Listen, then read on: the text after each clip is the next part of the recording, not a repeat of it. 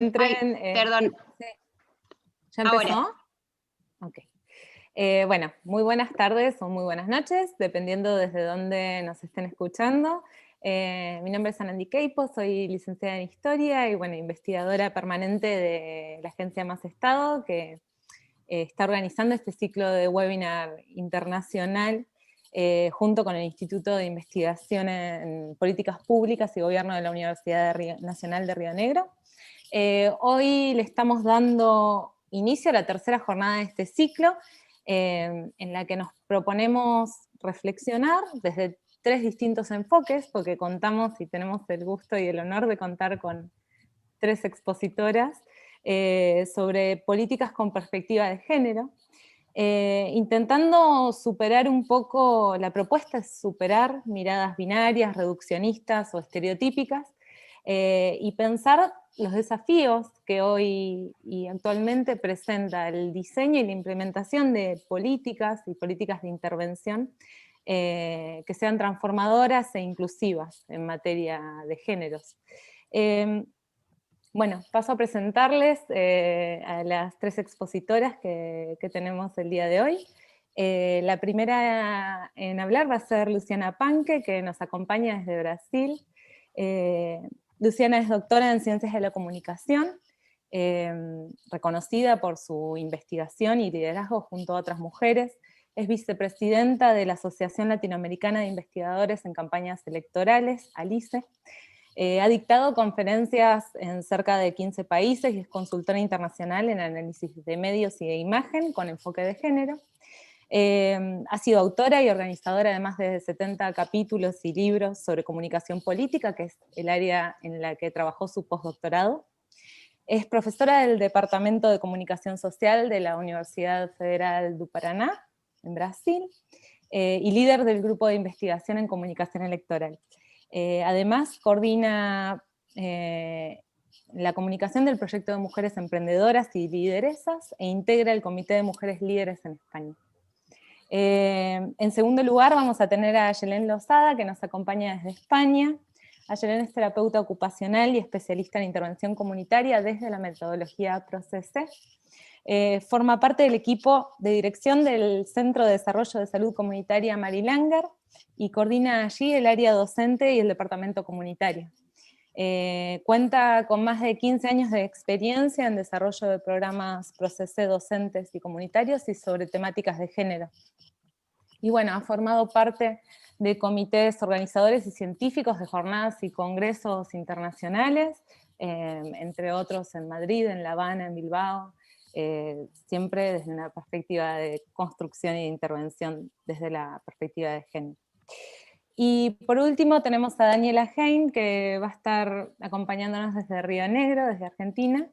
Daniela es doctora en Derecho por la Universidad Autónoma de Barcelona, es magíster en Sociología Jurídico-Penal y especialista en Género e Igualdad de Oportunidades.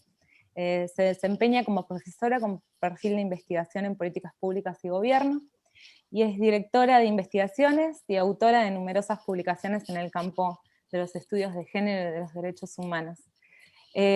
Bueno, sin robarles más tiempo, voy a cederle la palabra a Luciana. Luego de que hablen las tres expositoras, vamos a pasar a recepcionar y a conversar sobre preguntas que lleguen a través de las distintas plataformas, pero bueno, sin más preámbulos, te doy la palabra, Luciana.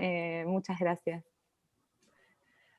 Muchas gracias a todas, a todos que están en todas las partes del mundo hoy con nosotros, y de verdad que es un gustazo, ¿no? Poder compartir desde Brasil algunas ideas, reflexiones sobre esta cuestión de las políticas con la tan comentada hoy perspectiva de género. Y me encanta la oportunidad y por eso quiero darle las gracias muchísimo a Somos Más Estado, a Nandi, a mi querida Adrián y todo el equipo que está por detrás de esta gran iniciativa que trae para nosotros, ¿no? Debates con el más alto nivel académico de varios temas, ¿no? Estuve como asistiendo colegas hace un par de días y y siempre creo que nosotras que tenemos esa responsabilidad social como maestras, como lideresas, como investigadoras, escritoras, de seguir como eternas aprendices. Esto es un eterno aprendizado. Y aunque creo que mis compañeras aquí comparten esta idea de que cuanto más estudiamos, cuanto más charlamos, cuanto más escribimos, más miramos y ojalá, como decimos en México, órale, todo es órale, necesitamos aprender un poquito más y vamos cambiando y vamos aprendiendo cositas más y así va. Y qué lindo que es esto. Y qué lindo que es compartir. Entonces, empiezo dándole las bienvenidas para todos que están y seguramente muchísimas gracias por la oportunidad de compartir con ustedes algunas reflexiones. Bueno, este mi estudio postdoctoral que no parece que el tiempo se ha pasado tanto, pero ya se ha pasado muchísimo, casi ya una década, no se parece que el tiempo se está volando, pero desde este momento, ¿no? que empecé a investigar las mujeres que están en la política latinoamericana y algunas que están en la política europea en aquel momento, se han cambiado cosas increíbles en nuestra política latinoamericana y mundial. Una de las cosas es exactamente tener eventos como este afuera de la burbuja feminista. Es el primer punto. Porque cuando había pensado en este momento en la Compol, ¿no? Mi área de actuación, que es la comunicación política, liderazgo femenino, elecciones, todo eso, no se hablaba. Cuando en varias cumbres o eventos, yo era invitada como conferencista, me decían, Luciana es una feminista radical, está hablando que hay que tener mujeres lideresas. Oh, no se puede, ¿cómo? Luciana habla de que hay que tener mujeres candidatas. Y así, era un escándalo para varios medios. Y eso no hace mucho tiempo, eso fue 2014. Y muchos de esos que escriben mi libro, comparto para la gente esos comentarios que en aquel momento oprimían esta discusión afuera de los espacios feministas y académicos. Mucha de esa gente hoy es conferencista en varios eventos que dicen comunicación política con perspectiva de género. Entonces, cuando hoy me invitan para debatir esto, me quedo pensando, wow, qué bien. Entonces, creo que en mi campo soy una innovadora, una desbravadora. No sé si esta es la mejor palabra en castellano, pero ojalá que sí. Pero creo que abrí muchas puertas en ese momento, porque si mujeres y hombres que en aquel momento pensaban que ese debate era un debate feminista radical, hoy por hoy, si están recibiendo plata y clientes diciéndose expertos en género, creo que deben haber aprendido alguna cosa en esos años. Y ojalá con mi trabajo también. ¿Por qué? Esto entonces es un punto bueno, ¿verdad? Porque ojalá que hayan aprendido. Y eso también te hace mi crítica sobre el tema y también las reflexiones, porque hay esos dos puntos. El punto de que la participación política de las mujeres, por supuesto que ONU Mujeres y otras literaturas académicas de la área feminista, hace décadas están debatiendo, pero siempre dentro de una burbuja.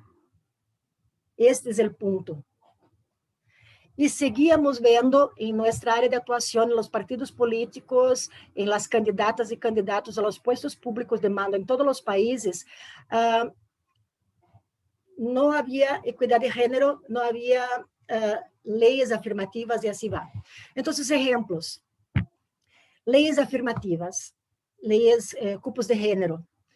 En México, 2015, se empezó el cupo 50-50% para las sillas, ¿no? Para la elección, no para la candidata, los cupos para el Parlamento. No sé si me explico.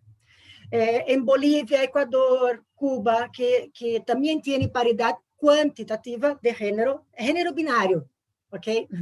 Género binario, representación femenina o masculina. Entonces, este punto, ahí en esos países ya están con 50-50, porque sus leyes tienen listas, tienen, que llamamos alternadas, mujeres, varón, mujeres, varón, mujeres, varón, y esos partidos eligen esa gente que son apuntadas por esos partidos. Bien, en mi país hay como esses cupos afirmativos, pero hay cupos por género, unos 30% por género, que se entiende aquí en Brasil que es automático para mujeres. Aunque la ley habla por género, no se habla para mujeres. Y eso es tan curioso que hace un mes, más o menos, poco antes de las elecciones, porque tuvimos elecciones municipales ahora en Brasil hace 2 domingos, se pasó algo muy curioso. En mi grupo de investigación realizamos un evento con el presidente del Tribunal Electoral, entonces, un tipazo de la justicia. Y durante el evento, en su discurso, dijo, no, porque ese 30% para mujeres ya está todo bien. Entonces, el discurso de Freud, ¿no? Ese discurso, ese acto fallo, ¿no? Él habló lo que la gente pensaba, que los 30% son para mujeres, siendo que él es el nombre más grande del poder legal aquí. Entonces, la cuestión es, lo que vemos, lo que habla ahora, es superficie, es solamente lo que está evidente de un cambio que ya está veniendo de generacional antes, mucho antes. Porque el sufragio femenino, por ejemplo, en Brasil hace 88 años, hace 90, por ejemplo, que la Constitución dijo, bien, entonces, a ver, las mujeres pueden votar y ser votadas. Hace 90 años, entonces, menos de un siglo. Y la representación femenina sobre este punto de vista se ha empezado, entonces, muy despacito, pasito, pasito, pasito, porque eso es solamente una superficie de que es género.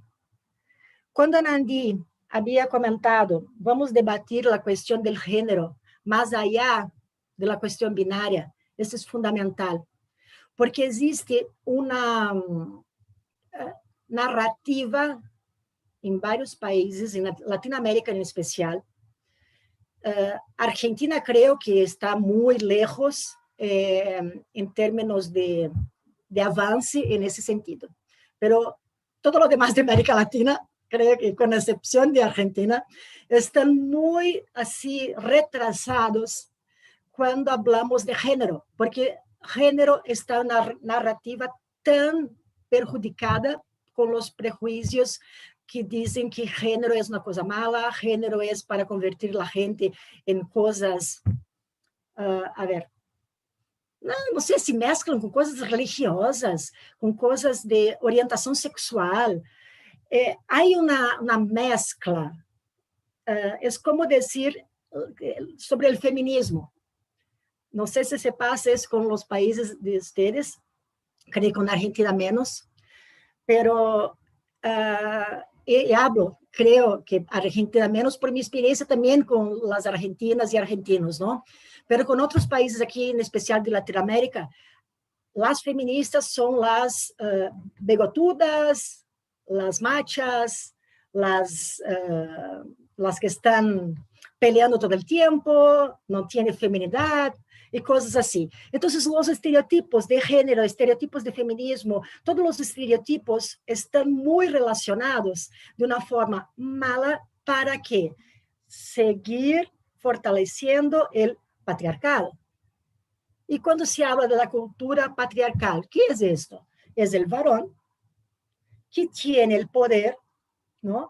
Y que cuando tiene el poder, ese poder es el económico, este poder es político, es el poder del mando, el poder de tener voz. Entonces, las mujeres no son protagonistas, los otros géneros tampoco.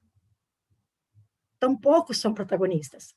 O cuando son protagonistas, por ejemplo, en mi ciudad. Porque fulana es una candidata trans. O fulano es un senador gay. Hay que mezclar todo, a questão de orientação sexual com gênero, que é cis, é uma mescla total para uma questão de identidade, uma questão de grupos identitários, pero al fin del día es tal cual, es como si fuera género, una cosa para determinados grupos conservadores, es una cosa que llega para corromper la buena sociedad. Básicamente es esto. Ahora, estos grupos conservadores que dicen isso de mulheres e tudo isso. Então, meu discurso não vai dizer de las outras categorias de gênero, tampouco de teoria de gênero, porque sou experta na questão de gênero feminino. E para esta mulher trans, que foi candidata aqui, quando o periodista me ha chamado, Luciana, que tal a candidata trans? É uma candidata mulher? O periodista não sabia o que mais perguntar-me, porque seu enfoque periodístico se havia... Pero, não, mas é trans. Então, sim, é uma mulher, tal qual, uma mulher. E depois falei da questão simbólica, de por que poner trans ou não, porque tem uma questão política, poder simbólico e tudo isso, e já. Pero primeiro, quis questionar-lhe ao periodista, por que o hecho de ser trans é mais importante, não? Pero sí, hablamos de la sociedad conservadora, es importante, muchísimo, porque es enseñar que hay varios géneros y que está todo bien. Y regresando un poco más, porque estoy aquí mirando también mis tiempos, ¿no? Pensando en términos de perspectiva de género, bien, porque estamos hablando entonces políticas, en plural, con perspectivas de género. Entonces, mi especialidad, comunicación política y mujeres. Cuando pensamos en elegir mujeres, tenemos que observar un conjunto de cosas que empiezan, eso es superficie, es como la punta del iceberg. Porque para elegir mujeres hay que desconstruir los conceptos de género, hay que desconstruir la cuestión del feminismo en el sentido inclusive del feministómetro, que muchas veces las propias feministas de algunos grupos son más opresoras con otras mujeres que varias mujeres, porque si esas mujeres no son como el patrón que determinadas feministas dicen que tiene que ser, no valen de nada. Y esto es tan cruel cuanto un hombre decir que este puesto no sirve a una mujer. Esto es el feministómetro. En Brasil, no sé si en castellano se habla, pero hablamos del verbo cancelar, cuando se cancela, cuando se silencia. Entonces, hay grupos feministas que cancelan a otras mujeres porque no están de acuerdo con ciertas cosas. Y una de las cosas que digo es, vamos a elegir mujeres. Y me dicen, no, porque no podemos elegir una mujer que le gusta a Bolsonaro. Y le digo, sí, a mí tampoco. En mi parte, Luciana, la ciudadana, no voy a votar por una mujer que piensa tal cual Bolsonaro, porque Luciana no piensa eso. Pero Luciana, la feminista, va a defender que esta mujer tenga el derecho de defender sus ideas, porque soy demócrata. ¿Cómo voy? ¿Quién soy yo para decir quién es mejor que otra? Yo no soy una feminista opresora. No voy como poner mi feministómetro diciendo, entonces, ok, entonces una feminista que piensa, no piensa como soy, como estoy pensando, entonces no vale de nada. Porque la pauta de género femenino, al menos, es transversal, está en todos los partidos, porque esta es mi investigación, mi contacto con mujeres de todos los países, no tiene que ver con espectro ideológico. E é incrível, porque mulheres de direita, esquerda, centro, a mim não me gusta muito essas denominações, porque são muito senso comum, não? pero todas defienden tal cual. Hay algunos puntos que son distintos, un poco más polémicos, por ejemplo, derecho al aborto, cosas así, pero otros como visibilidad, respeto, no violencia, poder estar en un evento ahora como nosotras estamos, de tener voz, poder compartir, ser respetadas, todas queremos. Eso no es lo más importante, no sé, esto es uno de los puntos. Otro, entonces, la cuestión de las perspectivas de género, porque estaba listando, ¿no? Apuntando algunas cosas de fondo para después charlarmos. Las elecciones entonces van a ocurrir cuando esas opresiones que están en fondo se cambian. Entonces, uno, como hablé, la cuestión, la palabra género, la otra, la cuestión del feminismo, afuera del feminismo y dentro del feminismo, ser de verdad un feminismo más libertario, sororo e inclusivo. Otra, la cuestión de educación, porque de generación en generación percibo cambios. Mi hija, que tiene 20 años, tiene un debate sobre género que cuando yo tenía mis 20 años no tenía una pinche idea de lo que estábamos hablando, y ahora tengo, bueno, miro a mi hija y mis estudiantes y wow, es tremendo su lucidez, sus ideas. Entonces me enchina la piel, me llena de esperanza, porque es cambio generacional. Entonces es otra cosa. Después, nosotras que estamos aquí en lugares de protagonismo y las mujeres que son elegidas, vamos a pensar en esas reflexiones de fondo para no llegarmos a la política, a los liderazgos y repetir la masculinidad tóxica. Porque percibo que muchas veces la competencia sí sucede. Entonces, esto es algo que, si queremos marcar una presencia femenina como algo distinto del masculino dentro de este binario, hay que entender entonces que el lenguaje, tenemos que pensar una vez más. En España es tremendo porque la gramática ya se piensa en el lenguaje inclusivo, Latinoamérica no. Tenemos grupos, por ejemplo, que tienen cartillas y libros, todo, que entonces entrenamos nuestro lenguaje, ¿no? Para hablar con inclusión, no con masculino y femenino en nuestro lenguaje, ¿no? Otra cosa, este lenguaje es el lenguaje que va a reproducir la opresión y la violencia, o será el lenguaje que va a incluir y va a poner nuevos aires en las políticas públicas. Y creo que tenemos una oportunidad muy fuerte de reflexión de reflexión, y además de eso, termino ahora, pero además de la reflexión es mirar no solamente en las consecuencias, pero las causas de todo eso,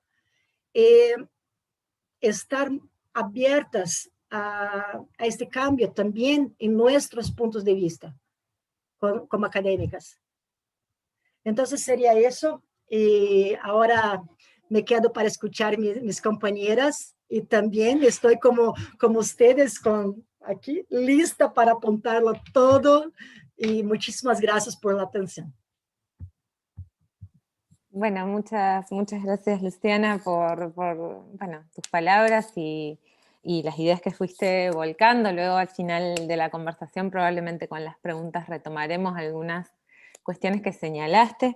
Le voy a dar ahora la palabra a Yelén, que bueno, va a hablar un poco del trabajo que hacen desde la metodología PROCESE, pensando en intervención comunitaria y cómo se trabaja la cuestión de género desde esta perspectiva metodológica. Así que bueno, te dejo hablar. Muy bien, pues muchas gracias, buenas tardes, buenas noches. Me sumo a todos los agradecimientos que ha dicho Luciana, y también incluyo al agradecimiento a Luciana por lo compartido. Y bueno, pues no sé, yo estoy aquí como parte de un equipo, esto me gusta mucho decirlo, que trabajamos así con toda nuestra pasión por construir una vida cotidiana más humana, más saludable, más solidaria, y que es el equipo ProCC, el equipo del Centro Marilanger, del proyecto ProCC, que estamos en repartidas por ahí, que hemos hecho cosas en Argentina, en España, que tenemos muchos desarrollos en Cuba y en algunos otros lugares de Latinoamérica. Y la metodología ProCC pone la mirada en precisamente el escenario de la vida cotidiana, ¿no? No sería tanto el escenario académico, sino que es pensar en el diario vivir, en las cosas que pasan en el día a día. Pero para hacer esto la pasión no es suficiente, aunque necesaria.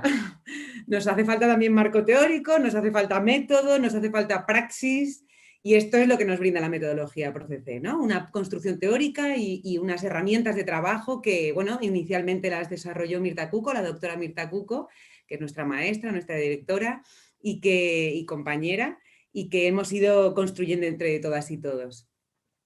Y bueno, estoy aquí ahora para compartir algunas reflexiones y aportes en relación al trabajo de género que hacemos desde nuestras propias experiencias de intervención, ¿no? Tanto con mujeres como con hombres.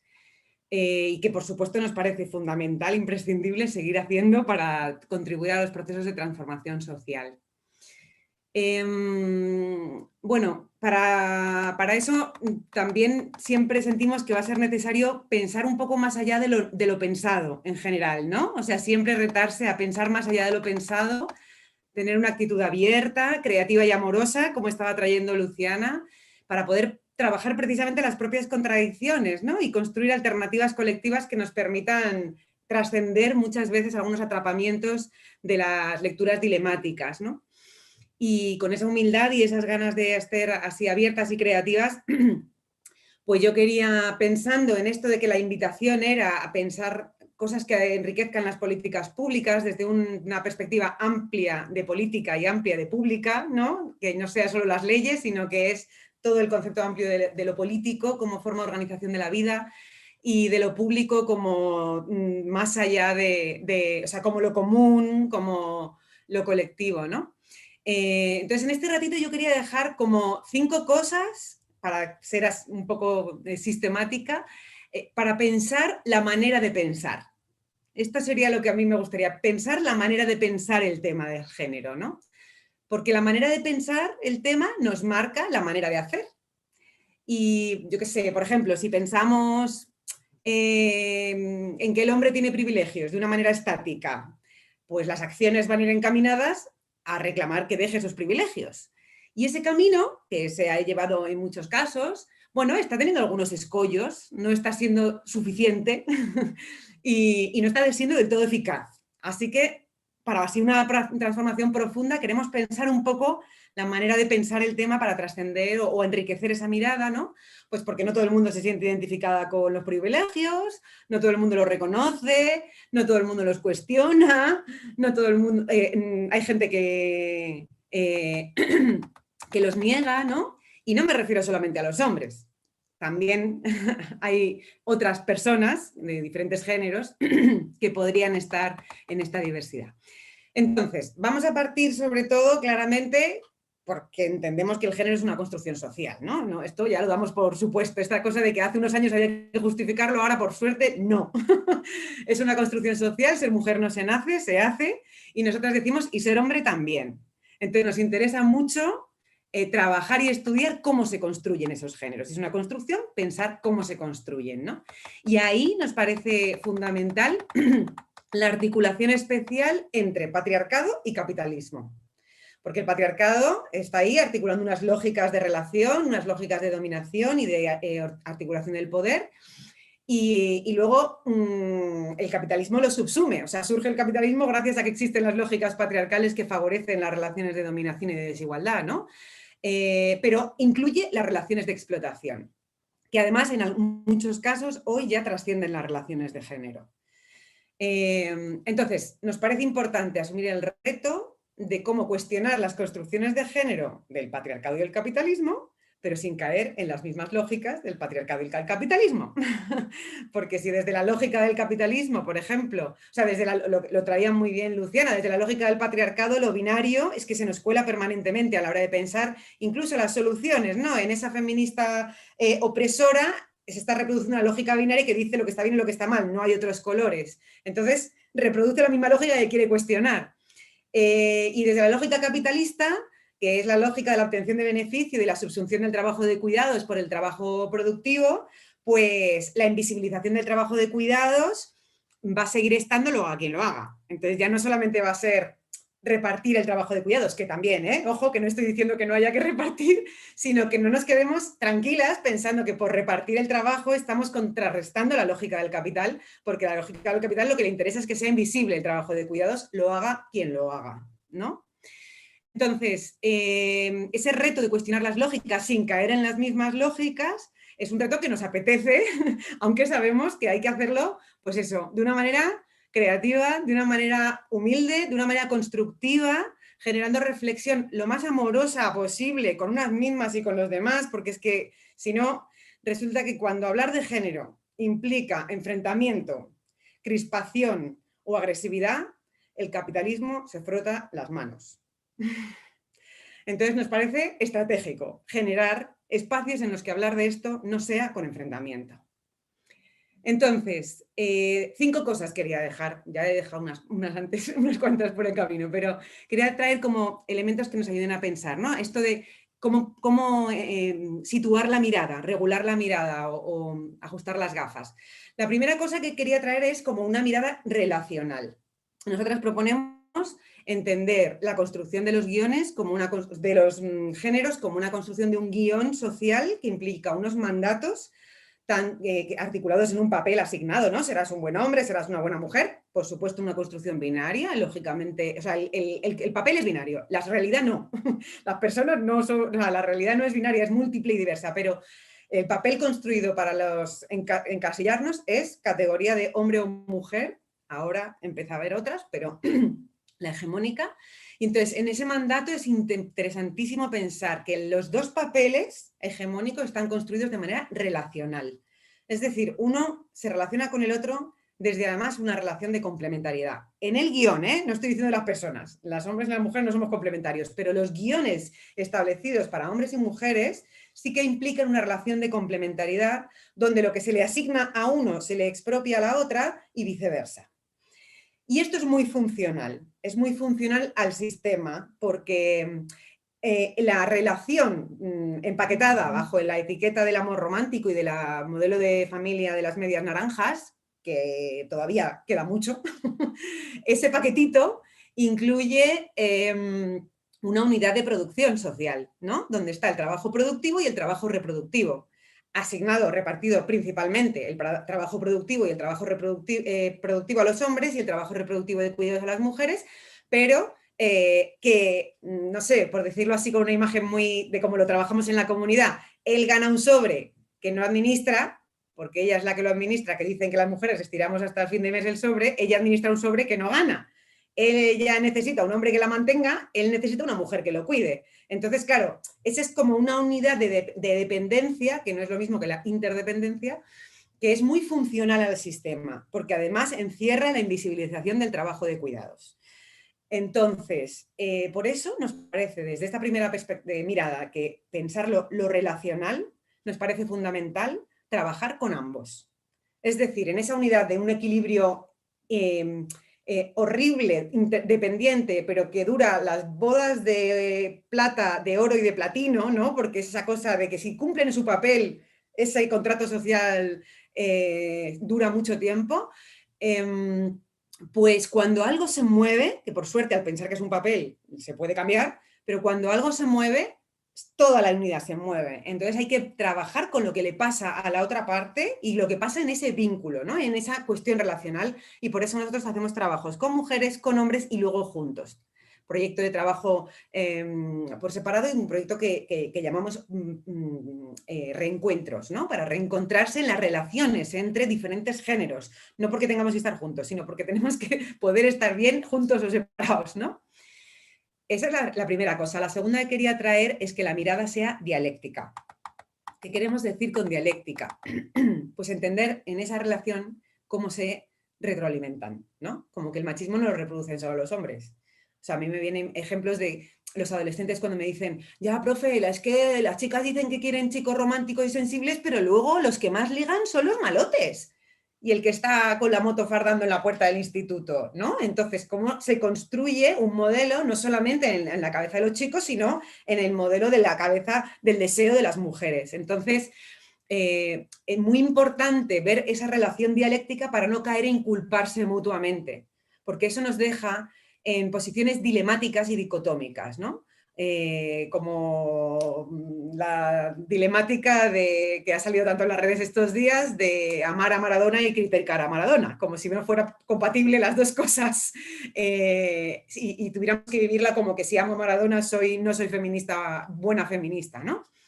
Entonces, para nosotras es fundamental en este sentido un esquema conceptual que trabajamos, que se llama el esquema de los supuestos falsos, que articula de manera esquemática, obviamente los esquemas nunca representan toda la realidad, pero nos ayuda a pensar, nos da estructuras para pensar, presenta como de manera esquemática cómo se construye el rol binario de masculino y femenino, ¿no? Entonces, en los supuestos falsos, que hay artículos escritos sobre esto, o sea que luego puedo dejar algunas referencias si queréis y también algunos vídeos de intervenciones que hemos hecho. Pero por decir dos cosas de los supuestos falsos, es como decir, bien, los géneros se construyen desde la lógica binaria hombre-mujer, desde la lógica jerárquica ventaja y desventaja, pero se construye también con una cuestión cualitativa en la que se asignan cosas a las mujeres diciendo esto es femenino y se expropian cosas a las mujeres diciendo y esto no es femenino, ¿no? Entonces el concepto de expropiación es fundamental en esta concepción porque es quitar la propiedad. Expropiar es quitar la propiedad, no es robar. Robar es, me lo han robado, yo lo puedo reclamar y lo peleo, pero cuando me expropian ya no es mío. Entonces lo público no es tuyo, no lo puedes reclamar y durante tantos años silenciado. No, tu cuerpo no es tuyo, no lo puedes reclamar y si lo reclamas resulta que eres una machirula. Entonces, ese concepto de expropiación es algo que nos ayuda un montón a pensar que no es que sea una cosa consciente que tengo que puedo reivindicar fácilmente, sino que explica por qué cuesta tanto los procesos de transformación, porque ni siquiera hay conciencia de necesidad. Entonces, hay una articulación de esto es femenino y esto no es femenino, y para que te lo aguantes te doy unas compensaciones, claro, porque si nos expropian y no nos dan una compensación, nos habríamos revelado antes, ¿no? Y nos compensan con todo un halo de imprescindibilidad, de mujer no hay más que una, madre poderosa, la única que como ella no hay nadie, el poder secundario, la mano izquierda, el poder civilino, las estrategias de seducción para desenvolvernos en ese mundo y desarrollar unas estrategias de supervivencia que nos hagan creer como si fuera eso la libertad o el poder real, ¿no? Pero claro, también nos interesa pensar cómo se construye el masculino, y en el supuesto falso masculino vemos que hay muchas asignaciones, la primera la superioridad, y que es superior, es un sexo fuerte y todo eso, pero luego hay muchas asignaciones relacionadas con el ser racional, el ser valiente, el tener un lugar en lo público, ser duro, proveedor, potente, viril, que encierran fortísimas expropiaciones también. O sea, detrás del ser racional está la expropiación de la capacidad de expresar las emociones, que es un requisito básico para la salud mental, y lo convierte en un ya express, ¿no? Detrás del mandato de valiente está la expropiación de la capacidad de decir no puedo. Y entonces esto es que lo pone en riesgo permanentemente, tiene que demostrar su hombría. Detrás del lugar de lo público se le expropia la capacidad de aprender lo doméstico, como capacidades que dan autonomía en la vida cotidiana. Y si queremos reivindicar los cuidados como algo que es muy valioso, a eso le tenemos que dar mucho valor, que no saber hacerse un huevo frito, no saber combinar una ropa o no darse cuenta de que se ha acabado el papel higiénico del baño o no ser capaz de planificar un menú diario, ¿no? Detrás del hombre duro, asignado como el fuerte que puede con todo, se le expropia el autocuidado y la vulnerabilidad. Se le expropia poder decir que es vulnerable. Y esto le niega una dimensión humana que es fundamental y es la conciencia, vulnerabilidad, que si no tiene conciencia va a por todas, ¿no? A dar el do de pecho y al rendimiento sin medir consecuencias. Detrás del hombre proveedor, del mandato de proveedor, está la expropiación de otro tipo de paternidad, porque ser un buen padre se asocia con que no le falte de nada a la familia. Entonces, claro, que no le falte de nada a la familia, aunque le faltes tú, que estás 14 horas trabajando. que un hombre en un grupo decía, yo sería capaz de robar para que no le faltara de nada a la familia, y decían los compañeros, bueno, pero le faltarías tú, y él no se daba cuenta de que eso era una falta, ¿no? Pero él quería ser buen padre, no quería ser mal padre, no era un tío que se iba por ahí al bar a gastarse el jorral, ¿no? Entonces, se queda excluido del vínculo familiar y de los afectos más cercanos con la relación con los hijos, que esto lo expresan mucho, sobre todo en las generaciones más mayores, ¿no? Pero hablando de hombres de 50, 60 años, uno de los ejercicios en los grupos es decirles, ve a decirle a tu hijo que le quieres. Y ellos dicen, es que yo como vaya hoy a casa y le diga a mi hijo que le quiero, me va a decir, a papá, a ti te pasa algo, ¿no? O sea, ¿estás bien? ¿Qué te están dando en ese taller de hombres? Entonces, claro, entenderlo como una construcción de una subjetividad que lo deja muy cortado y recortado en su dimensión humana, ¿no? Y detrás del mandato de potencia y de virilidad se le expropia lo que llamamos la sexualidad saludable, ¿no? La sexualidad placentera, conectada con el afecto, con la espiritualidad, con la dimensión más amorosa del encuentro con un otro y con uno mismo, y lo convierte en una máquina. Entonces, todas estas cosas que se le quitan al rol del hombre trabajador, consideramos que son piezas fundamentales para convertirlo en el trabajador eficaz. En esa unidad de trabajo productivo, que no le importe no ver a los hijos y que para eso trabaje 14 horas, que no tenga sentimientos o para que no le duele el corazón y piense que hay cosas que podría reclamar, que no mide el riesgo, ¿no? Y entonces, desde ahí nos parece fundamental cuestionar esa construcción también, porque no debe ser ese el modelo de referencia. Cuando decimos entonces, bueno, claro, por supuesto, si a un hombre le dicen tú, ser humano con todas las dimensiones que tienes, te voy a quitar todo esto y te vas a aguantar, tampoco lo habría aceptado a la primera si no fuera porque también le han dado unas compensaciones, que son los privilegios. Entonces, los privilegios cumplen una función de sostenimiento de una realidad que es violenta para todos los lados, que violenta la naturaleza de los hombres y que además tiene consecuencias para las mujeres. Y por eso nos parece fundamental, en esta mirada dialéctica, poder pensar la interrelación que hay aquí para no quedarnos en buenos o malos, en víctimas o verdugos, que nos colocan en un lugar de pasividad y dependencia, ¿no? Si yo necesito que el otro cambie para yo estar bien, me quedo en un lugar de dependencia. Y esto lo hemos visto en las mujeres y lo hemos visto en los hombres, en los grupos, cuando dicen, ya, pero yo cuando entro en casa y me pongo a decir, venga, hoy cocino yo, me empiezan a decir, anda, sí, que luego dejas todo sucio. Y entonces ya, pues para eso no hago nada. Y nosotros les decimos, bien, la mujer tendrá un mandato de control en la cocina que tendrá que cambiar, mandar a que vaya un grupo de mujeres. Pero mientras tanto, tú reivindica que tú tienes también, que aunque a ella no le guste, tú también tienes que poder entrar en la cocina y que en todo caso habléis de cómo poder hacerlo de la mejor manera o que te enseñe. Pero que no te quedes cómodo diciendo, como no me dejan, no entro, ¿no? Pero para eso hay que entender que ella no lo hace por maldad, que lo hace por guión, y por eso entender como que el guión nos arma un rol, y siempre decimos enfadarnos con el rol y no con la persona, salvaguardar la persona y cuestionar el rol, pero todos somos persona y todos cumplimos un rol, ¿no? Bueno, la tercera cosa que querría traer es la necesidad de una mirada múltiple, lo múltiple para cuestionar la lógica binaria, como ya hemos dicho, ¿no? Porque la realidad es múltiple y las alternativas también deben de serlo.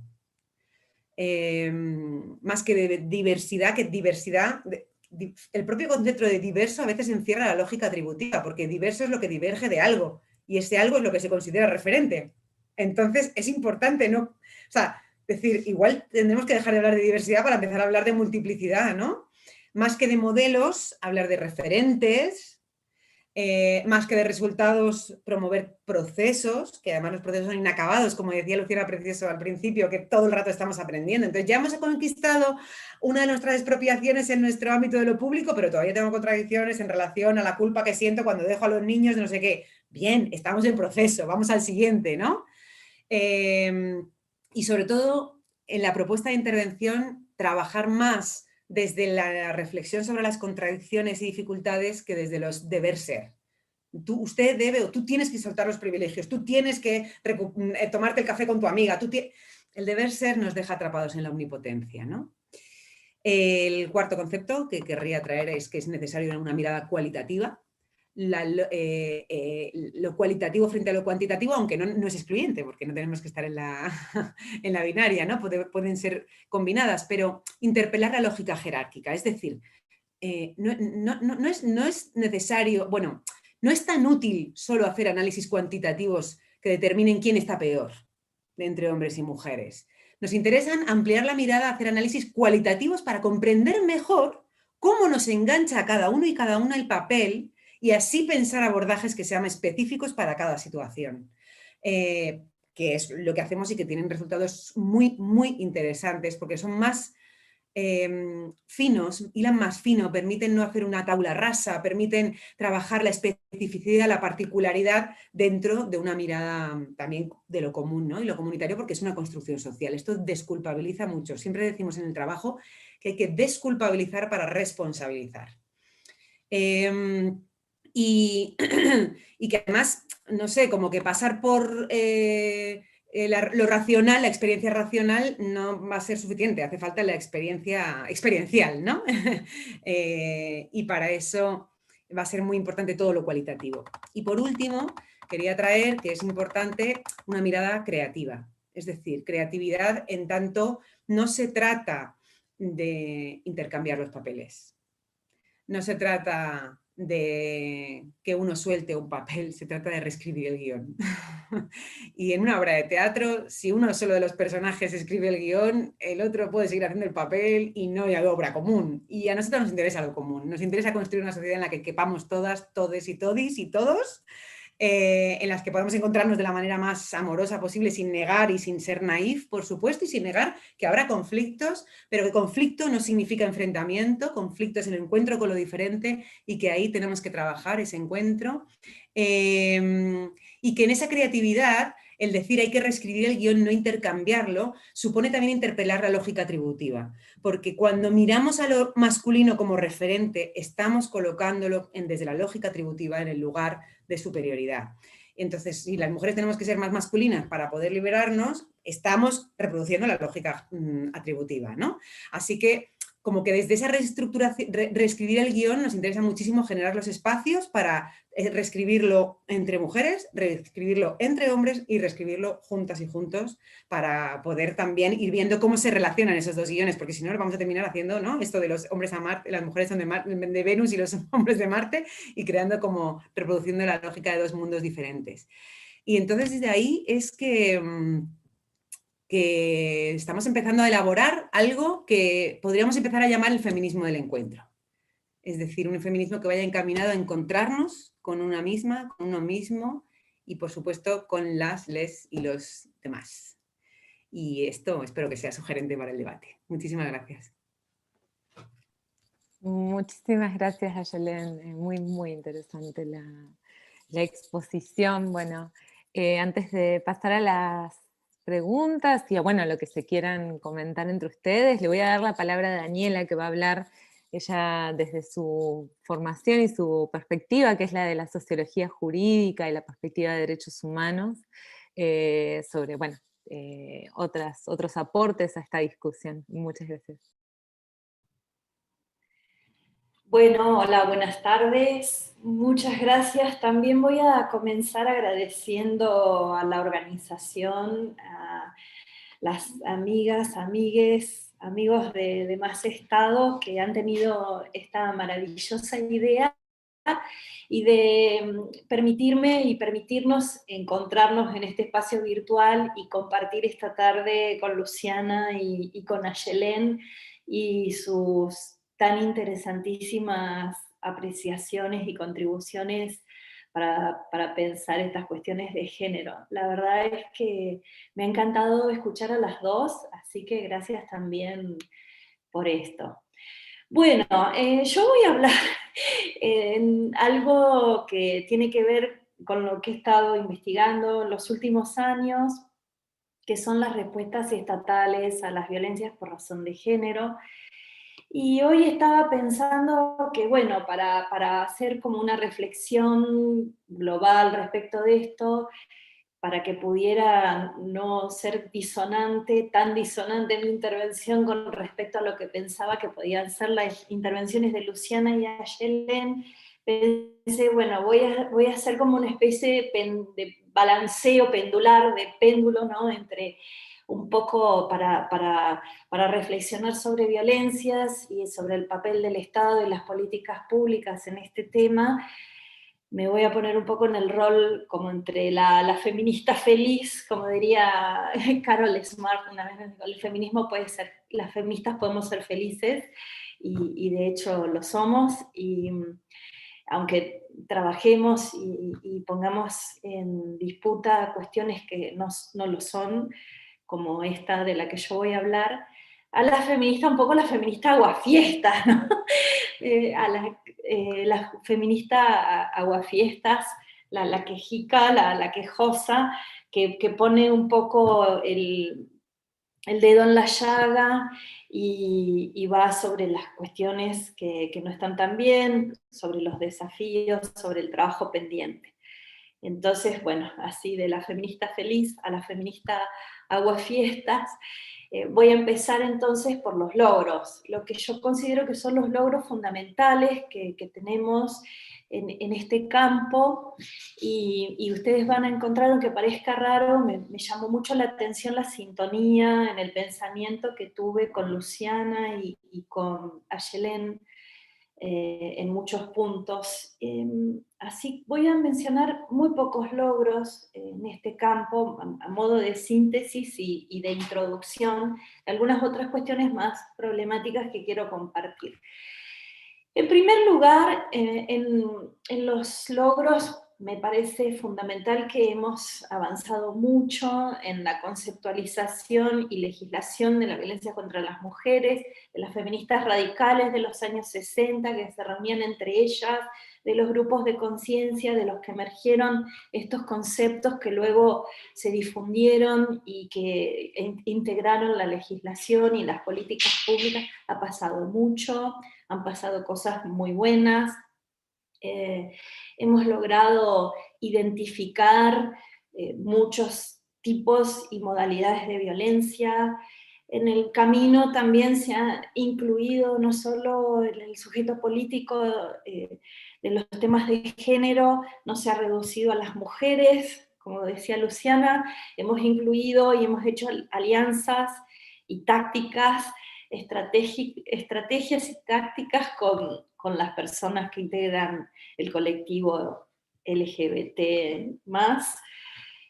Se han ampliado los derechos de ciudadanía de estas personas y también de las mujeres, se han desarrollado nuevos derechos, como el mismo derecho a una vida libre de violencias, y hemos logrado incluir muchos de estos temas en la agenda de políticas públicas, y eso la verdad es para celebrar, y también lo veo como un proceso, como decía Ayelen, en el cual nos encontramos con ciertos altibajos, especialmente en nuestra región, pero es un proceso que viene siendo sostenido desde las transiciones democráticas y que se ha fortalecido notoriamente en los últimos 15 o 20 años, y sobre todo en América Latina me parece que ha sido fundamental el poder contar con un instrumento de derechos humanos como es la Convención Interamericana para prevenir, sancionar y erradicar la violencia contra la mujer, que conocemos como la Convención de Belém do Pará, que es además la primera convención, el primer instrumento de derechos humanos de carácter regional que reconoce el derecho de las mujeres a una vida libre de violencias. Y esto es maravilloso que haya sucedido y que sigamos avanzando en este camino. También desde mediados de los 90 tenemos algo que es estupendo, que es que los estándares de derechos humanos se están aplicando en materia de violencias y se han profundizado en los organismos internacionales de protección, en los tribunales de derechos humanos y en particular la Corte Interamericana de Derechos Humanos ha desarrollado herramientas teóricas, prácticas y metodologías que buscan garantizar el cumplimiento de las responsabilidades del Estado, en esta materia no solo el derecho a una vida libre de violencias, sino el cumplimiento de los deberes estatales. Y bueno, y en este sentido voy a mencionar que me parece fundamental el desarrollo del concepto de diligencia reforzada, que surgió previamente, pero que se explotó y se desarrolló mucho a partir de la sentencia que conocemos como campo algodonero, de algunos de los femicidios de Ciudad Juárez, ¿no? Entonces, esto que haya aparecido como un nuevo estándar que obliga a los estados a proveer mecanismos de prevención y de protección calificada frente a las violencias que afectan especialmente a las mujeres y a las personas LGTB, en razón de las desigualdades, de las desigualdades estructurales y la vulnerabilidad social que condiciona nuestras vidas, bueno, es fantástico. Es muy positivo también el diseño y la implementación de planes integrales de acción que buscan mejorar las capacidades del Estado para prevenir, sancionar y erradicar las violencias por motivos de género. Este año en Argentina se aprobó el Plan Nacional de Acción contra las Violencias por Motivos de Género, que se realizó en los primeros meses de gestión de este nuevo gobierno, con un enorme esfuerzo colectivo, porque en medio cayó la pandemia, ¿no? Y todos sus condicionamientos. Y bueno, la cuestión es que pasaron más de 40 años desde la aprobación de la CEDAW, de la Convención para la Eliminación de toda forma de discriminación contra las mujeres, 25 años de Beijing, ¿no? Y de la adopción de la plataforma y el plan de acción de Beijing. Y es la primera vez en nuestro país que tenemos un plan que cambia de paradigma y que pasa del abordaje individual de las violencias como problema de seguridad interpersonal a uno integral, interseccional y que compromete activamente a todas las áreas del Estado. Entonces, yo celebro muchísimo la llegada de este plan, la clara voluntad política que se manifiesta para implementarlo. Pero claro, tengo serias dudas, ¿no? Hasta qué punto será posible su completo desarrollo, sobre todo en medio de esta gran crisis sanitaria, social y económica que estamos viviendo, y que necesariamente incide, entre otras, en las posibilidades que tenemos como ciudadanas de participar y ocuparnos en asuntos que van más allá de todas estas emergencias que atravesamos. Y finalmente, considero muy positivo en estos tiempos de pandemia que nos han invitado a repensar en la necesidad de una repolitización de lo privado. Las medidas de control de la pandemia, tanto en Argentina como en otros países del mundo, y especialmente en los periodos de confinamiento como el que están viviendo ahora nuevamente en España y que hemos vivido durante mucho tiempo también aquí, se ha borrado la línea divisoria entre lo público y lo privado, que tanto ha cuestionado la teoría feminista. El teletrabajo, la educación en nuestros hogares han emergido de las entrañas del mundo premoderno, ¿no? De nuestra historia social y nos reubicaron en ese paradigma de unión entre ambas esferas, que no es necesariamente lo que se ha venido propugnando desde las visiones críticas de esta dicotomía desde los feminismos, ¿no? Entonces esto ha dado lugar a muy interesantes discusiones para repensar esta invitación, ¿no? A repensar nuestra organización social, buscar alternativas que pongan efectivamente la vida de las personas en el centro, no solo durante la pandemia, sino más allá de la pandemia, más allá de lo público y lo privado, y que nos posibiliten hacernos cargo de una vez por todas de las desigualdades de estatus que todavía existen en nuestra sociedad, de las mujeres y las personas LGTB y todas sus interseccionalidades, de manera que podamos gozar de vidas plenamente vividas, ¿no? Entonces, esto es como lo que yo celebro entusiastamente, me parece que son los puntos más importantes que puedo resaltar en esta tarde. Y a modo de desafíos, digamos, en la parte de aguafiestas, para ser más optimista, lo voy a traducir en términos de desafío, ¿cuáles serían? Entonces voy a plantear algunas de las cuestiones que me parece como más urgentes. En primer lugar, en términos de políticas públicas, nosotras tenemos un gran desafío, una gran necesidad de mejorar, y cuando no, de producir datos, de mejorar los datos disponibles y de producir datos allí donde no existe esta producción. Vivimos en un país y en una región que tiene serias dificultades en la producción de estadísticas, en la producción de información de calidad, y es urgente generar esta información, sobre todo en el campo de las violencias, respecto de aquellas violencias en las que existe un desarrollo menor, tanto en lo conceptual como en lo legislativo, ¿no? Entonces necesitamos, por ejemplo, trabajar mucho en la producción de estos datos para la alerta temprana, no solo en materia de femicidios, sino también de violencias sexuales. Es un ámbito que siempre queda, es uno de los más trabajados, tal vez dentro de las teorías legales feministas, pero que las políticas públicas todavía tienen muchas dificultades en abordar. Y ahora estamos en un terreno como muy complejo también, en el campo y muy difícil de construir sentido y de ampliar los espacios de políticas públicas, en lo que tiene que ver con la identificación de las violencias, por ejemplo, en el terreno laboral en general, las violencias políticas y las violencias obstétricas, ¿no? Dentro de estos nuevos desarrollos en el campo de las violencias, nuevos viejos, ¿no? Porque es que hace mucho que se viene hablando de esto, pero son nuevos en el sentido de que es ahora cuando existe cierta mayor apertura para que las políticas públicas se ocupen de esto, ¿no? Debemos mejorar los mecanismos de acceso a la justicia, especialmente en esos ámbitos en los que las violencias no tienen traducción en una legislación específica y también en los que las tienen, ¿no? Y en este sentido hay que ampliar la noción de acceso a la justicia para no limitarla al acceso a la jurisdicción, a los tribunales, y promover el acceso a la justicia a través de mecanismos de resolución de conflicto y de resarcimiento de las víctimas, más allá de los mecanismos jurisdiccionales propiamente dichos.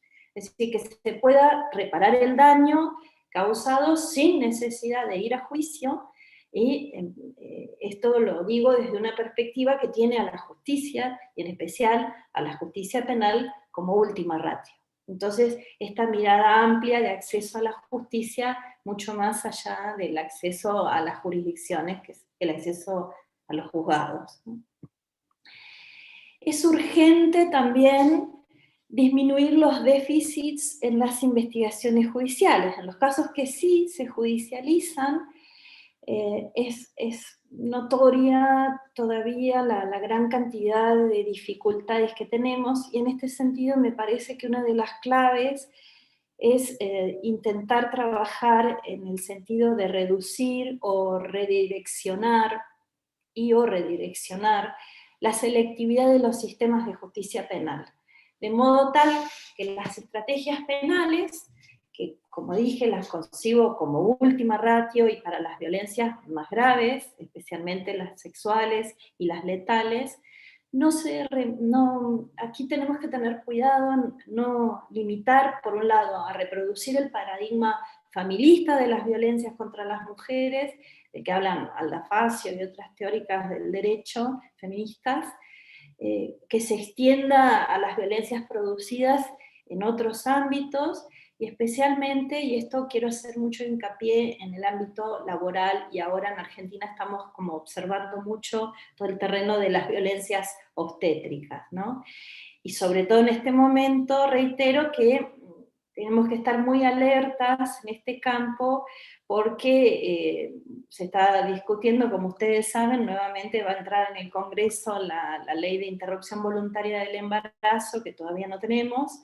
Parece que existe una clara voluntad política que parece que se va a aprobar, ojalá, pero lo cierto es que regula el derecho a la objeción de conciencia del personal sanitario, entonces me parece que ahí se va a producir todo un campo de negación de acceso a los abortos o a las interrupciones legales del embarazo, y se van a producir situaciones de violencia institucional y de violencia obstétrica que ya avisoramos y tenemos que estar súper alertas respecto de esto.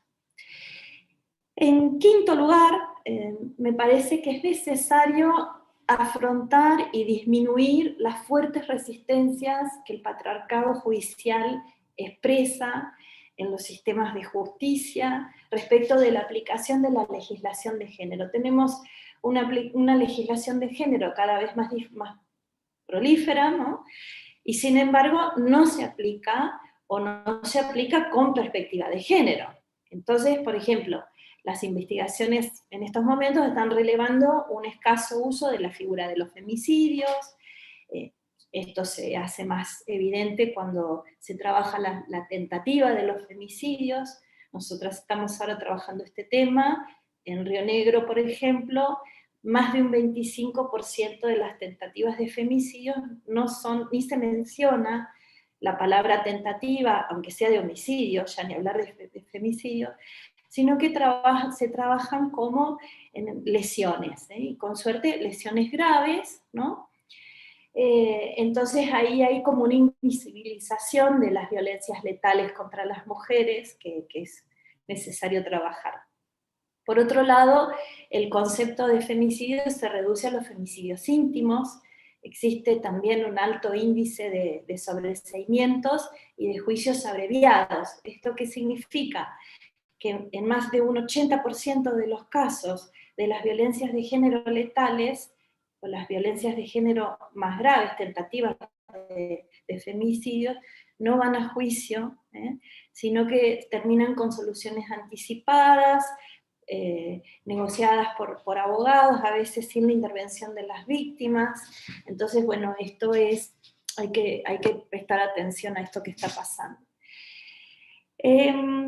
En sexto lugar voy a mencionar que existen también numerosas debilidades en todo el terreno de prevención de las violencias y se derivan de muchísimas razones, pero hay una que está vinculada con uno de los temas que mencioné anteriormente, que es la escasez de información sobre los factores de riesgo.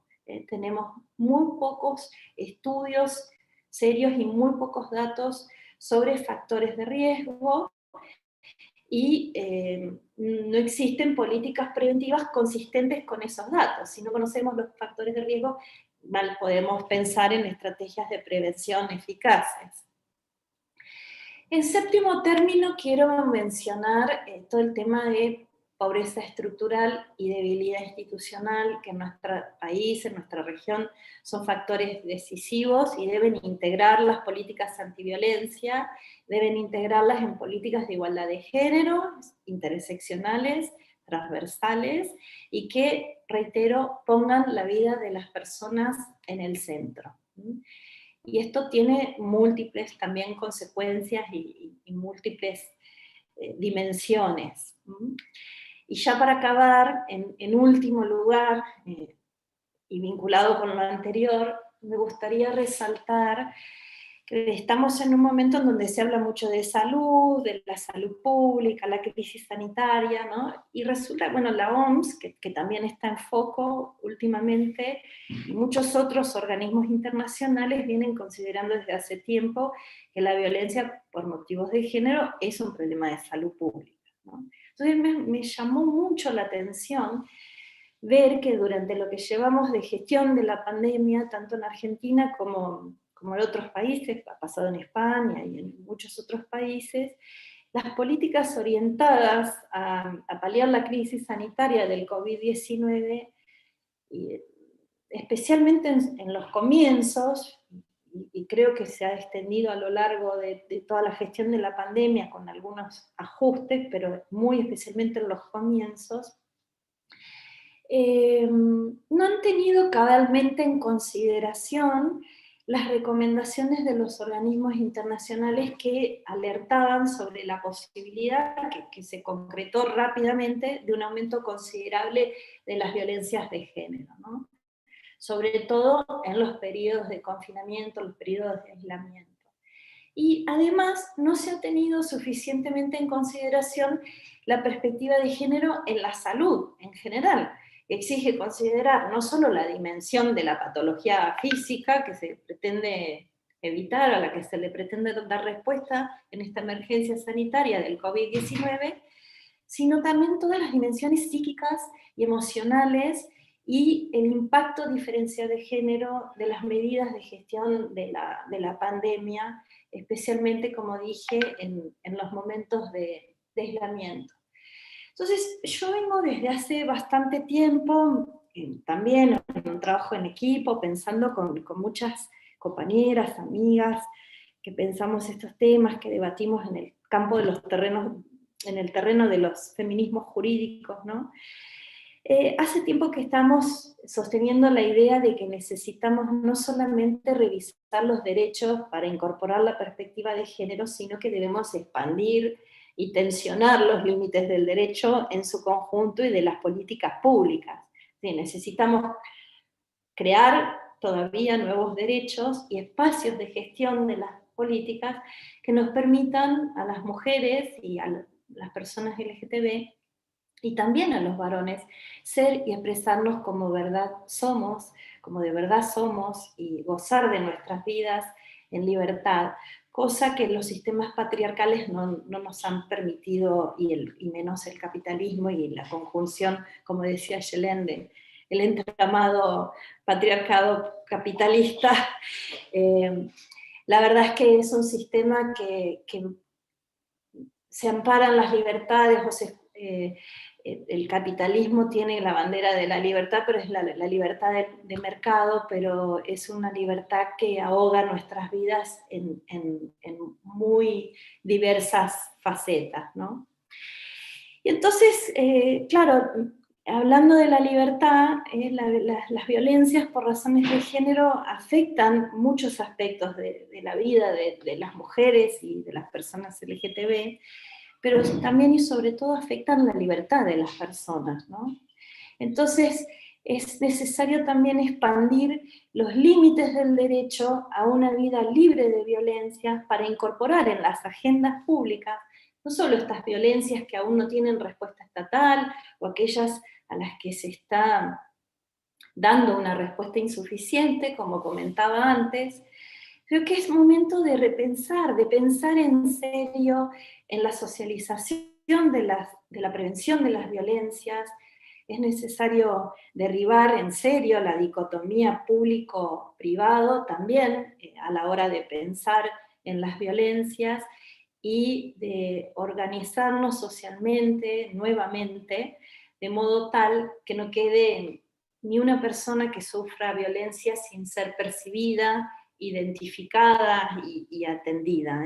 Esto es que ninguna violencia quede silenciada, y entonces así el clamor de los feminismos por justicia para las mujeres, sobre todo, sea esta caja de resonancia para las víctimas, y que las víctimas sean efectivamente escuchadas y resarcidas, y solo así podremos garantizarles el derecho a vivir una vida libre de violencias. Muchas gracias.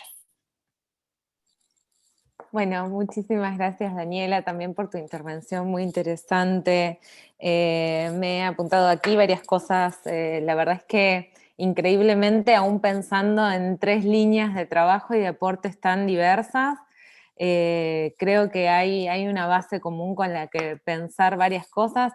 Desde las redes y las plataformas nos han escrito desde distintas latitudes, de Madrid, Bilbao, Canarias, todo esto en España, Noruega, Córdoba y Viedma en Argentina, Curitiba en Brasil. Bueno, hay muchos, y hay muchas preguntas. Hemos hecho una selección de algunas pocas como para no robarles tampoco tanto más tiempo. En principio, bueno, hay una pregunta para Yelén, le dicen, ¿atribuirías el actual conflicto entre feminismo y mujeres trans a la influencia del capitalismo?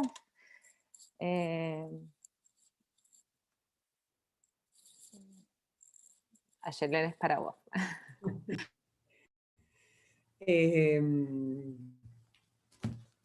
pues no sé qué decir, la verdad. Atribuiría al capitalismo una forma de resolver los conflictos, de enfrentarnos y de confrontarnos malamente, ¿no? A la competitividad, al individualismo, a la falta de empatía, la falta de comprensión, pero no podríamos decir que es solo el capitalismo quien genera este conflicto, ¿no? No sé, no tendría mucho más que decir. Perfecto, sí, muy interesante. Bueno, a Daniela le preguntan, ¿cuál es tu opinión sobre el riesgo de pérdida de derechos ganados por la mujer ante el avance de la extrema derecha en Latinoamérica? Estimo que están hablando del contexto latinoamericano, o, bueno, mundial en realidad, ¿no? Pero bueno.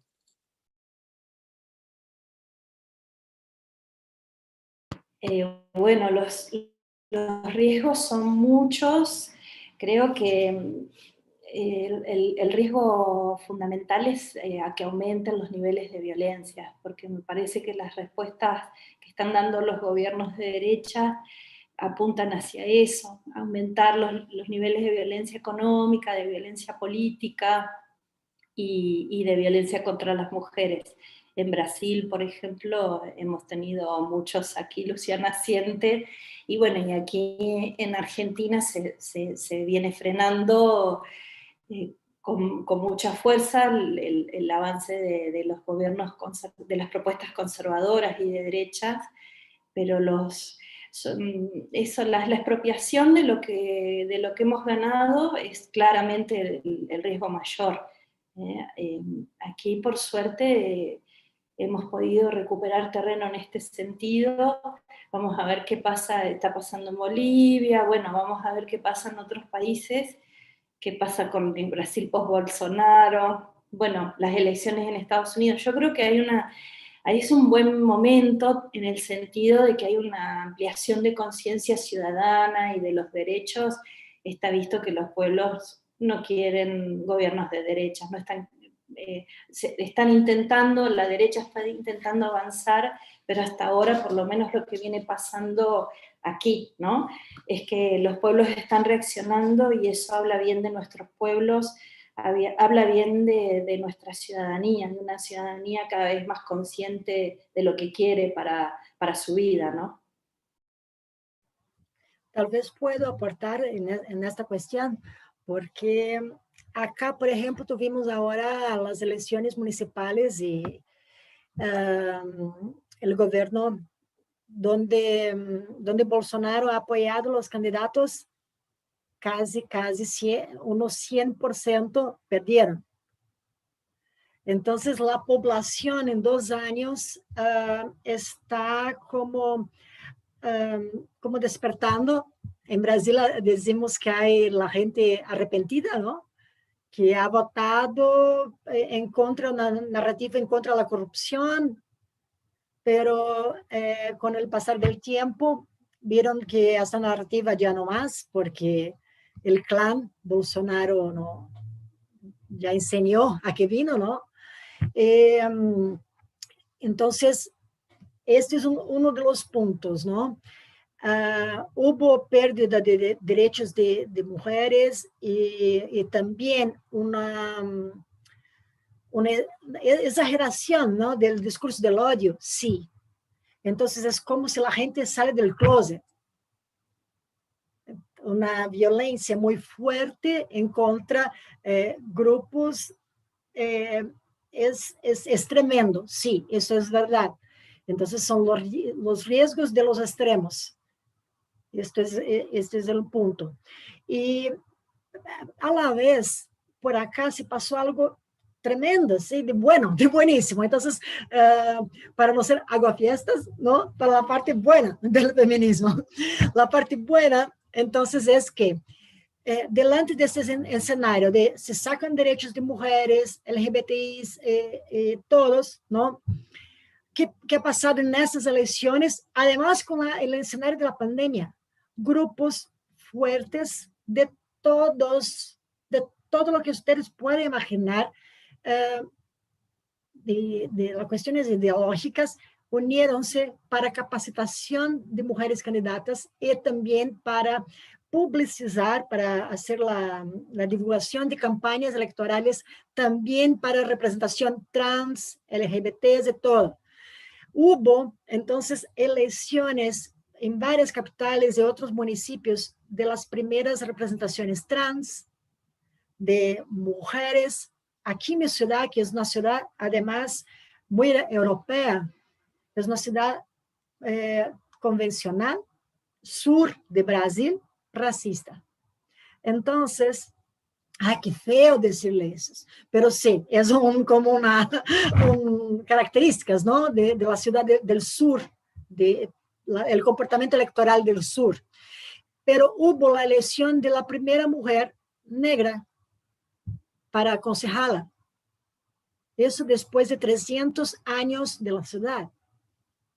Es un avance, y eso solo se ha pasado porque hubo una resistencia al discurso de la extrema derecha, porque antes no se habían despertado para el absurdo que es sacar las pautas, los derechos a las mujeres, los derechos a los negros, a los pueblos originarios, y todo lo demás. Entonces, sí, por un lado, a este punto, sí, que es un riesgo tremendo.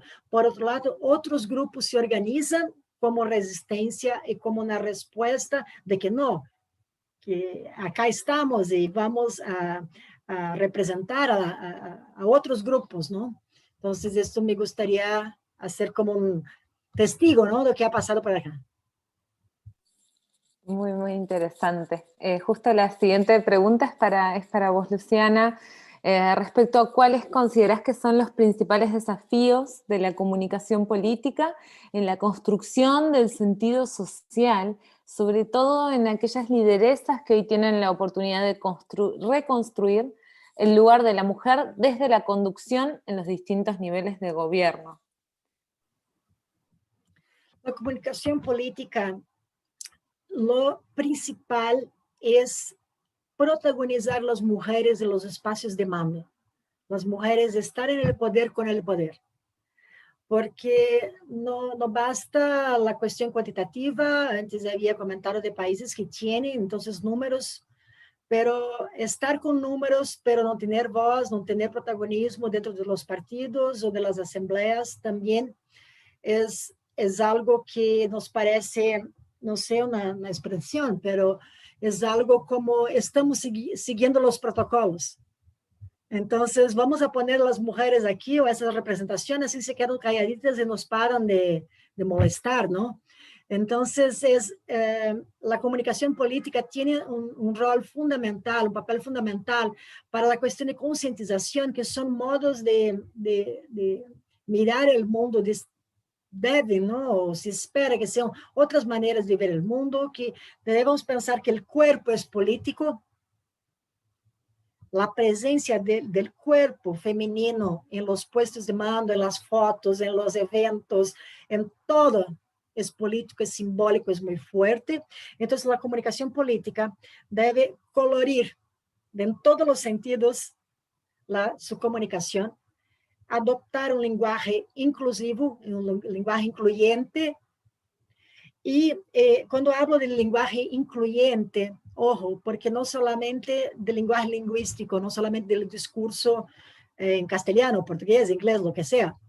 Estoy hablando de las fotos, de la cuestión imagética, de los sonidos, de todo lo que representa la cuestión de género.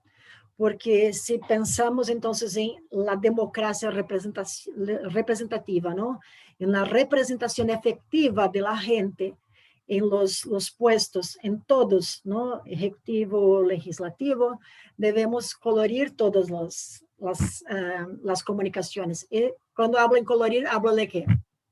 Hablo de las cuestiones de género en su amplitud, las cuestiones raciales, y las cuestiones democráticas temáticas, porque eso se puede incluir en todas las políticas públicas, en la comunicación gubernamental, la comunicación de las ONGs, en comunicaciones de grupos organizados, todo eso, porque de esta manera se va cambiando esa narrativa patriarcal capitalista, ¿no? Porque el matrimonio ahí está tan fuerte, el patriarcado se ha creado justamente cuando se surgió la propiedad privada, porque antes no se sabía quién era el padre de los niños, literalmente, porque la creación de una nueva vida es de la mujer. Cuando se necesitó pensar quién era el heredero de la plata, de la lana, entonces, mira, esta mujer es mi propiedad tal cual. Y sí, y todo se desarrolla con eso, de la casa, del gado, de la comida, de la mujer, de los niños, todo. Entonces, patriarcado y capitalismo están así, match total, ¿no? Y la falta de libertad, porque si quiere ser acercamiento, ¿no? Con los ideales para mantener el poder de quien tiene la plata y tiene el poder sobre otras mujeres y otros hombres, tiene que seguir los modelos ideales, ¿no? Entonces, la comunicación política, si quiere pensar en una democracia democrática, y esto es proposital, mi repetición, ¿no? Si quiere pensar en eso, debe pensar en comunicación incluyente. Y no todos los clientes de comunicación política les interesa eso. Y también tenemos que pensar, tener conciencia de eso. Bueno, no quiero terminar mi comentario diciendo haga fiestas como habla Daniela, pero tenemos que tener conciencia que son peleas por el poder, son peleas sociales, es eso. Y nosotros somos agentes del cambio, agentes políticos. No nos olvidemos de eso. Muchas gracias, Luciana. Hay un montón de preguntas, así que voy a empezar a seleccionar porque, bueno, si no nos quedan 2 horas de conversación. Acá hay una pregunta para Yelén que es muy interesante, que luego también incluso, bueno, después de que ella conteste, podrían aportar también Daniela y Luciana, porque de alguna manera creo que es algo que un poco va a la esencia de lo que estamos planteando, que es la idea de pensar políticas desde una perspectiva de género distinta, ¿no? Así que creo que todas van a tener para aportar, pero bueno, en principio es para Yelén que desarrolló puntualmente esta cuestión. Dicen, ¿cómo trabajar con los movimientos feministas la necesidad de trabajar con hombres y que y la idea de que ese trabajo no va en contra de estos movimientos, sino que va a favor de la igualdad?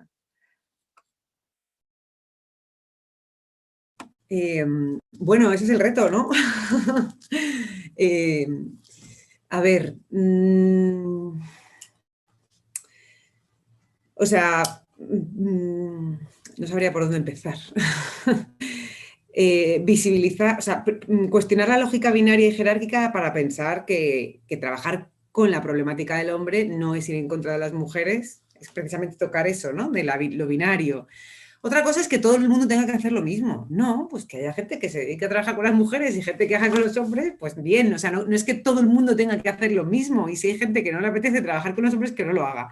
Pero para pensar las políticas generales o para pensar las necesidades generales, yo animaría, o sea, por un lado, desde lo teórico, a mí me sirve mucho pensar en esta construcción relacional y decir, si las mujeres necesitamos por seres humanos y hemos necesitado espacios para reencontrarnos con nosotras mismas, para construir lazos de cooperación, de sanación, de sororidad, etcétera, ¿por qué pensamos que los hombres no lo necesitan? O sea, ¿dónde les colocamos si pensamos que ellos, como seres humanos, no necesitan espacios para aprender a socializar distinto?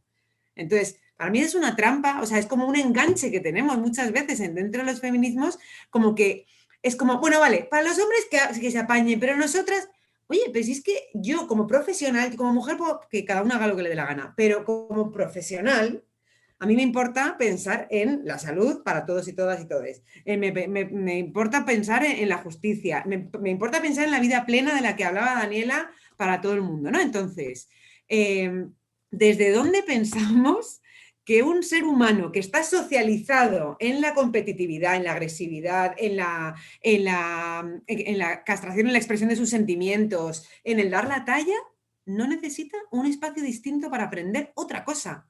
Es como que volvemos a ponerle en el lugar de superioridad, esperando que ellos sean capaces de hacer algo sin tener espacios donde aprenderlo, ¿no? Entonces, a mí eso es una cosa que me abrió la cabeza.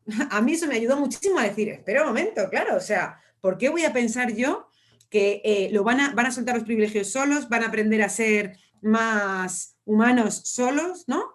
Tendrán que juntarse, aunque sea entre ellos, a hablar algo distinto que rompa esas inercias y que además sabemos que los mandatos de género, y en este caso el de los hombres, se reproducen con muchísima fuerza como mecanismo de inclusión social, ¿no? O sea, es que si no eres macho, pierdes.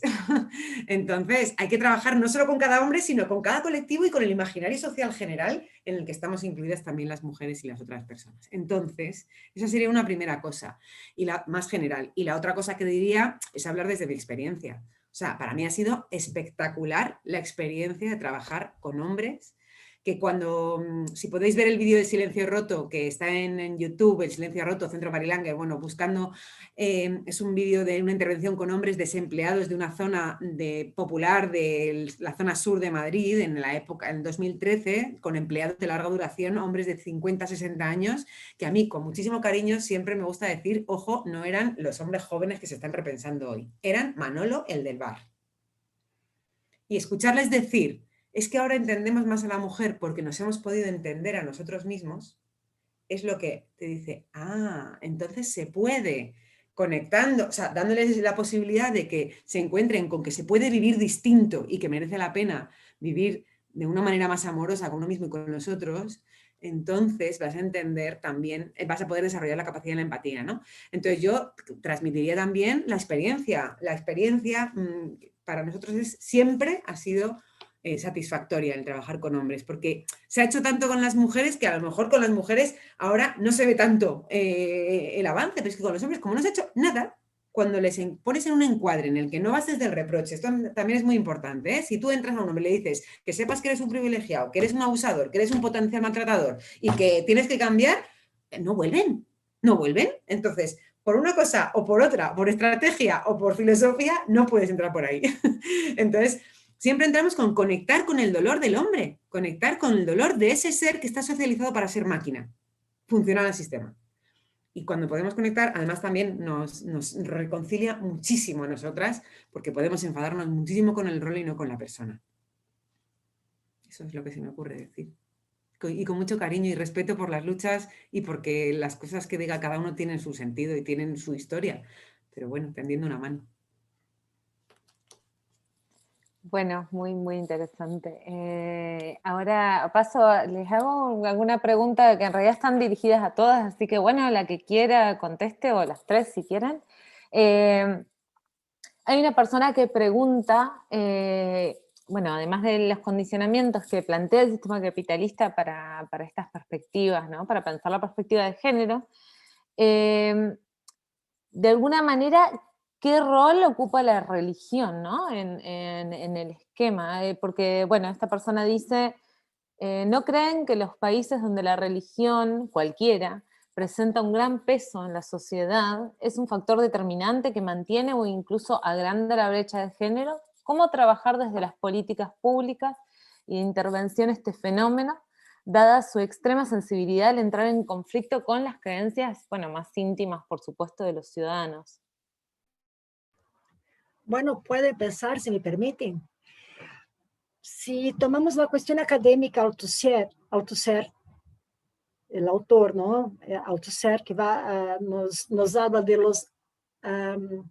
bueno, es la primera vez que intento hablar los términos teóricos de Althusser en castellano. No sé qué me va a salir, qué me sale ahora. Ay, me encanta, chicas, me encanta. Gracias por la oportunidad. A ver, los aparelhos ideológicos del Estado. ¿Quién me apoya? ¿Me entienden? Aparelhos. ¿Es sí, eso? Aparatos ideológicos del Estado. ¡Ay, aparatos! Gracias, Dani. Me voy a apuntar para que nunca más se me olvide. Aparatos es castellano. Gracias. Entonces, los aparatos ideológicos del Estado y los aparatos represores del Estado, ¿no?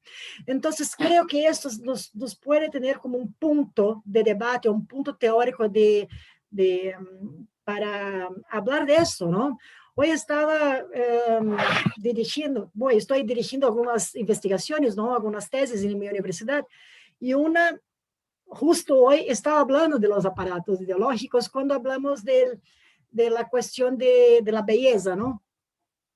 Y ahora cuando preguntan de la iglesia, tiene todo que ver. Tiene todo que ver, porque es un aparato ideológico de la sociedad. Y mientras un aparato ideológico nos va a ofrecer igualmente patrones ideales de comportamiento. Todas las religiones así son. Y si pensamos las religiones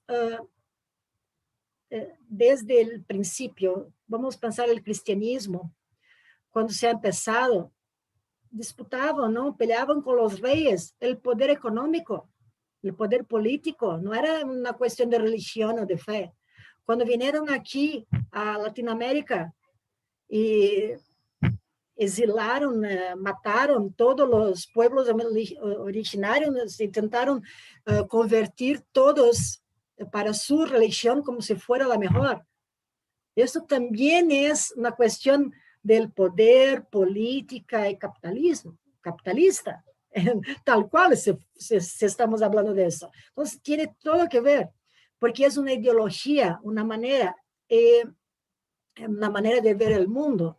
De mi parte, lo que intento hacer de mi práctica, una cuestión es la espiritualidad, pensar entonces si uno cree, ¿no?, que existe un ser superior, o tiene una fe, o tiene la bondad como su filosofía de vida, es algo, ¿no?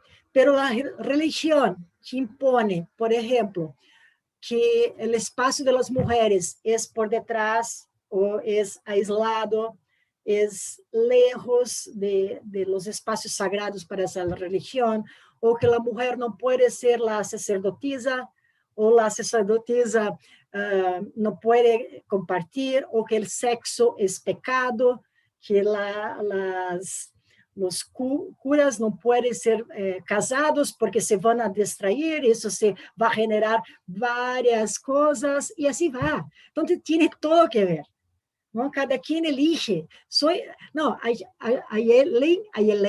Ayelén, los argentinos hablan millones, Ayelén, todo eso, pero en España es Ayelén, creo, ¿no? Ok, dale. Me identifico muchísimo cuando hablas de la cuestión de la libertad. La cuestión es libertad. Cada quien elige la religión. Lo que tenemos que pensar es que religión también es un aparato ideológico. Yo agregaría, coincido totalmente con lo que dice Luciana. A mí me parece que la separación de Iglesia y Estado ha sido clave para avanzar en los derechos de ciudadanía, y me parece he leído sobre esto hace muchos años, y ahora es un tema que no investigo, pero recuerdo haber estudiado en su momento sociología de las religiones, y esto aparecía mucho. En la medida en que Iglesia y Estado se separan, la Iglesia es como que se hace cada vez más conservadora, y el Estado cada vez busca ampliación a través del Estado, ¿no?, ampliación de derechos, consecución de derechos, pero a su vez existen alianzas a veces más explícitas, otras veces más ocultadas, más implícitas, entre la Iglesia y el Estado. Y entonces se utiliza este poder de la Iglesia para que el Estado frene determinados procesos, como hemos vivido en Latinoamérica, todo el tema de la ley sobre el aborto, ¿no?, y otras, matrimonio igualitario, bueno, entonces hay como un doble juego ahí. En la medida en que cada vez aspiramos a un Estado más laico, yo creo que la Iglesia se recrudece, se atrinchera y se hace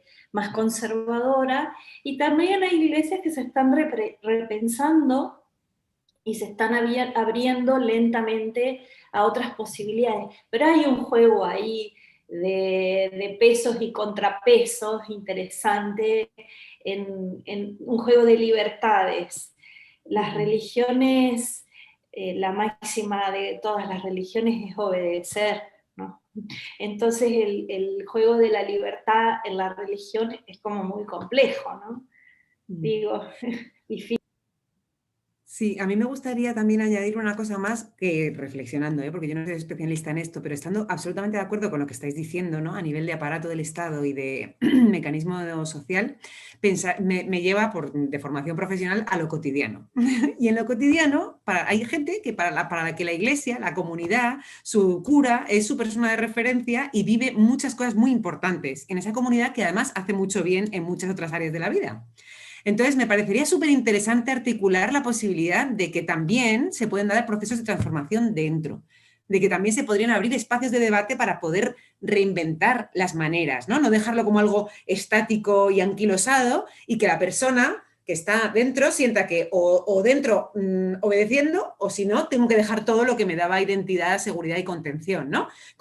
Y ahí yo creo que también hay experiencias interesantes desde la teología de la liberación hasta la parroquia de base, ¿no? Como que, bueno, hay, no sé, ciertos márgenes de maniobra que no me gustaría, o sea, que me encantaría no dejar debajo de la alfombra, aunque me parece fantástico la separación del Estado de la Iglesia, ¿eh?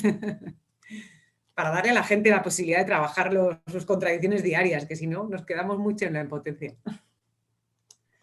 Totalmente. Bueno, muchísimas gracias. La verdad es que tenemos una serie larga de preguntas más, pero vamos a dejar aquí las preguntas. Voy a, por una cuestión de tiempos, para no robarles más tiempos, les propongo si quieren hacer un minuto o dos de una puesta en común, porque sí me interesa cerrar con una serie de ideas centrales que creo que han sido transversales, cada una desde su enfoque su especialidad han aportado, me parece, unas líneas transversales de lectura y una base, un denominador común que me parece interesante de rescatar. En principio me interesa esta idea de trabajar un proceso de deconstrucción, ¿no? Desde dos dimensiones. Por un lado, bueno, lo público, lo estatal, lo legal, lo político, pero también esta otra línea de trabajo de lo público, que es lo comunitario, ¿no? Y el trabajo en territorio, que es lo que propone Ayelen. Creo que son dos dimensiones necesarias para pensar y repensar y reescribir este guión, ¿no? Que es un poco lo que decía Ayelen respecto a no reproducir roles y lógicas, pero también no repetir masculinidades tóxicas dentro de las perspectivas de género, como decía Luciana, dejar el femistómetro o el feminómetro, ¿no? Esta cultura de la cancelación, del silenciamiento, para pensar esta nueva línea y esta nueva construcción en la que queremos caminar, pensar este feminismo del encuentro, ¿no? Me gustó, te voy a robar el concepto, Ayelen, porque me pareció, de verdad, muy interesante, y sobre todo trabajar esto que dice Daniela también muy, muy atinado, de trabajar repolitizando lo privado, ¿no? Desde un abordaje integral e interseccional, que esté fuera de lo binario, que esté fuera también de la perspectiva punitivista, que tiene centralmente a los hombres en su mira, ¿no? Justamente que sería como el otro lado de pensar a los hombres como parte del trabajo de deconstrucción, es pensar esta perspectiva como netamente punitivista, pensar incluso la violencia como una cuestión centralmente de seguridad y no trabajar otro tipo de abordajes, ¿no? Y por último, esto me parece brillante porque lo han dicho las tres y las tres han hablado de esta imbricación completamente inseparable entre el binomio capitalismo-patriarcado, ¿no? Me parece interesante pensar cómo todo está atravesado por la cuestión de clase y por distintos niveles que atraviesan el sistema capitalista, ¿no? Desde, bueno, Luciana mencionaba el racismo, el trabajo en territorios de extrema vulnerabilidad, lo que decía Daniela sobre el acceso a derechos, por ejemplo, lo que decía Ayelen sobre el trabajo de hombres en contextos de vulnerabilidad. Eso como para poner un poco en diálogo lo que fueron diciendo, porque la verdad es que a pesar de que fueron 3 cosas completamente diversas, sí han sido, o múltiples, como dice Yelén, sí han sido, creo que han encontrado un espacio de encuentro en estos nodos, ¿no? Así que lo celebro. Les agradezco muchísimo, muchísimo la participación, no saben cuánto. Agradezco también a las que estuvieron y los que estuvieron siguiendo la charla. Les comento, para así pasar aviso, que el próximo miércoles a las 17 horas de Argentina vamos a estar realizando una 4ª jornada que es para reflexionar sobre Big Data y políticas públicas basadas en información. Y los invitamos para que, bueno, sigan al tanto de este tipo de novedades y de conversaciones, que nos sigan por las redes sociales, Twitter, Instagram, Somos Más Estado. Bueno, les agradezco muchísimo nuevamente y buenas tardes, buenas noches para Yelén.